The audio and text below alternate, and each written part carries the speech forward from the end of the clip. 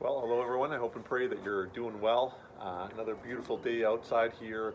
Maybe you've noticed that I've got the doors open to the church, kind of letting the cooler air get back in. There's rumors of rain later on today, but I mean, this is terrace, not some, you know, rainforest on the west coast, right? So those have to just be rumors. I dropped by somebody's house the other day in the later afternoon, and their blinds were all drawn. They even had this kind of reflective mirror kind of material on their south-facing windows to keep out the heat.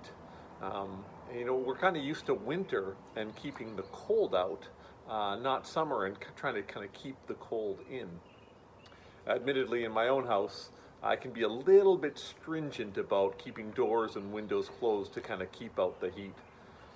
And of course, by the end of the afternoon, many of you know it's if you don't have air conditioning, it can be a losing battle. The temperature inside always seems to warm up, so it feels just as hot inside as it is outside. And so, plus the relief of the wind when you actually finally open up the windows, there you go, right? In some ways, all that kind of reminds me a little bit of Psalm 32, which we're going to look at this week in church. And Psalm 32 praises the God who forgives, but it also laments our secret, unconfessed sin. We certainly try to hide things. We try to hide our sin and brokenness from others, from God, from ourselves even. But what do we do if that gets us nowhere? In her book, Speaking of Sin, Barbara Brown Taylor has a chapter with this startling title, Sin, Our Only Hope. Sin, Our Only Hope.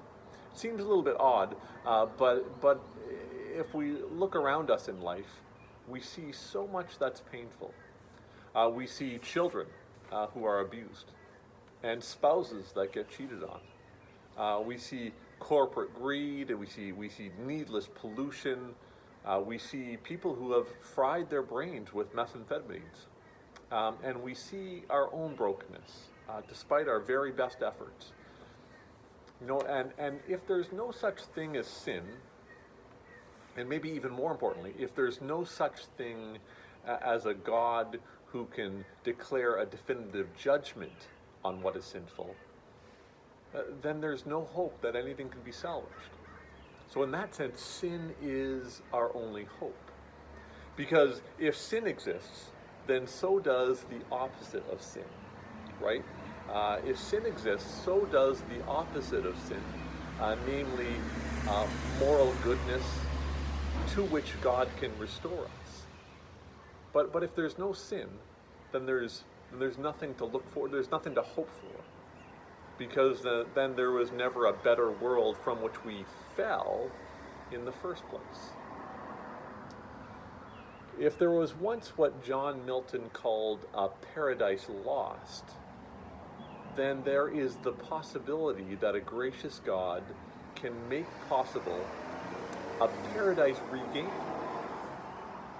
But if there's no sin, then there's no paradise to restore, because life turns out to be just a booming, buzzing confusion with no right and no wrong and no God to tell the difference.